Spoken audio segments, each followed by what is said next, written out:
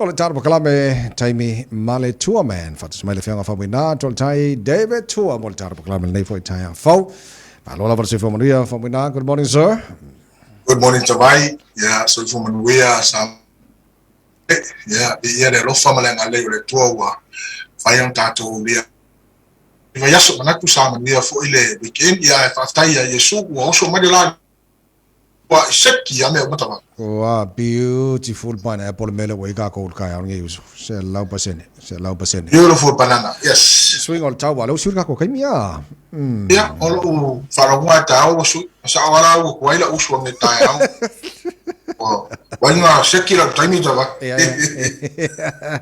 Lelei ona swing ana ne vai Taimi o tatu. Yai so suya kaimi masuya so ya ko ba wala lo fole tu ka ko. Yes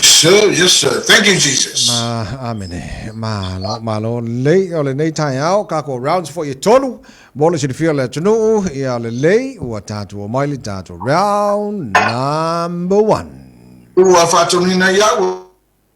tato por kalame ole tamsa mo ramam. Aya, all'altro lo should feel fa mai le stroke. Olesa mausi Taimi le weekend. Yeah. Sa se talano anga manisio sungai tamai fo mai manji fo lato. O ngafta mena nei fama the stroke they tune o North Shore Hospital. Yeah, se tasila ali fo is olo tonole mota asengasi sungai ya mele yang tuana. Dia pe o yala le ole fa ile case study ona ole tulanga e bole ya le o talfenga o ia ma e ia fa ma continue per cancer skin cancer ia ole talala atama tai mali o lo tu malo sile nei fa ma ole fa mai ole tata pasifika ai mai se ia tata tai fast food ua vave maua le stroke tabai ona o le tūlanga meta mafa wata tō whiwhia le masima tabai Ala.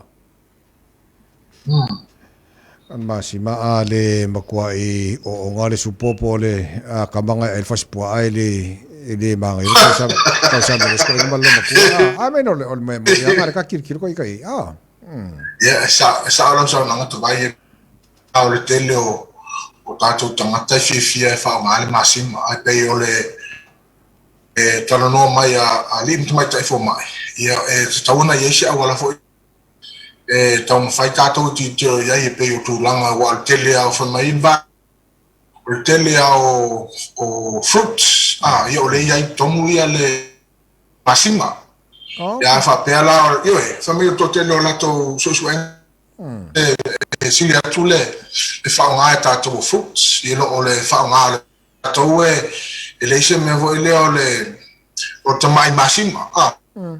masima o to lang fentana to vai ole fa nga yeah. Okay, so le lei o le tulanga le a fa pe le mo le mauni sil tulanga le fa ina le stroke ia wa tau fo na yesi fa tenga mo ta to ia ina ia tamo mama le vai nga malo no mo le fa mai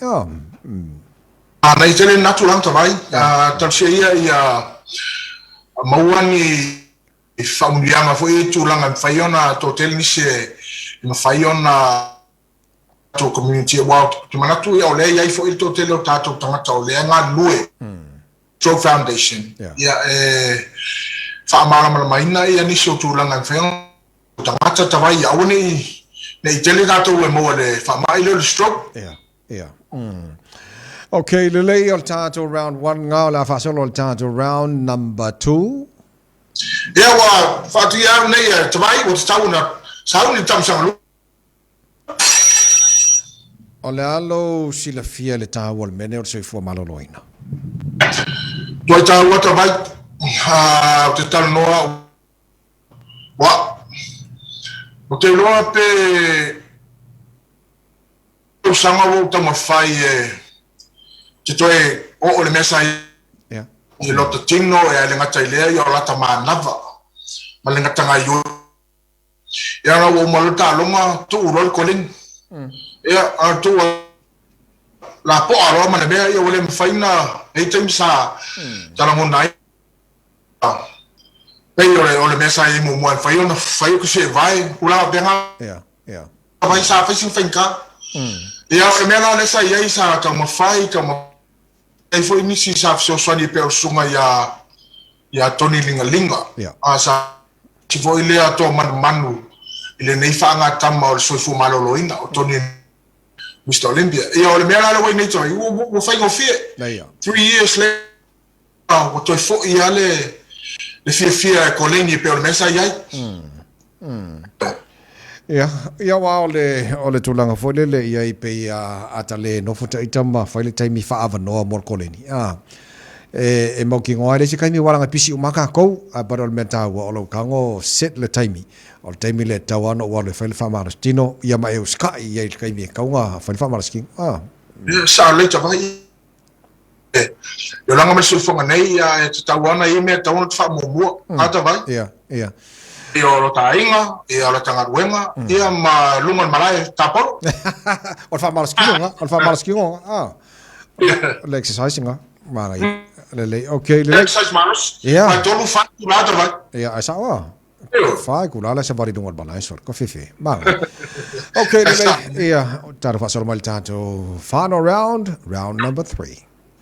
o fa torina alfa sia what to tell o kalame all around 3 ole upu fia a fa pea e fa tawaina le upu mo tatou le nei aso le alo fa lau te leina le upu mo lontau only happy at about when you happy and you know you clap your hands clap your hands no why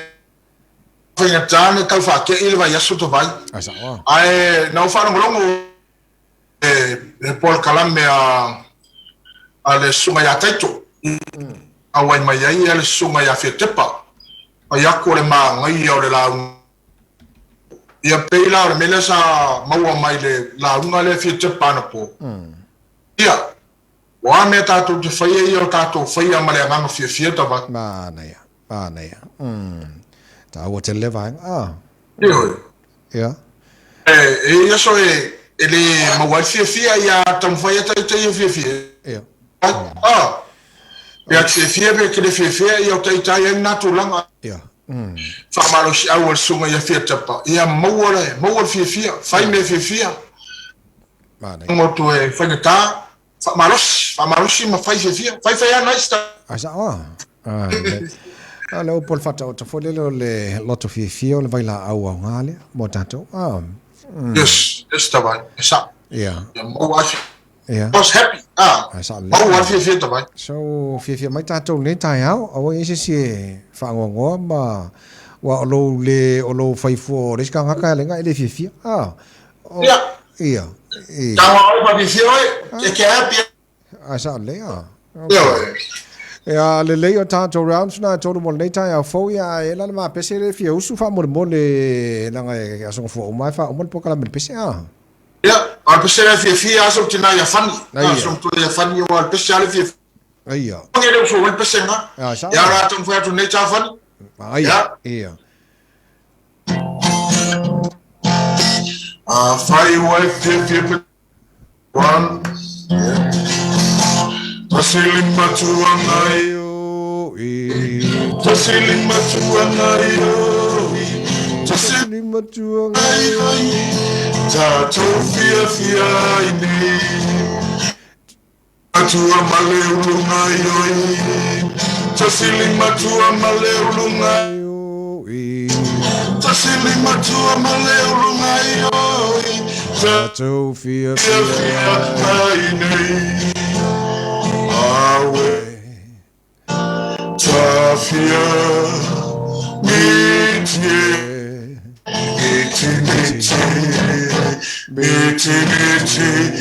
lai mangalo ete pisalo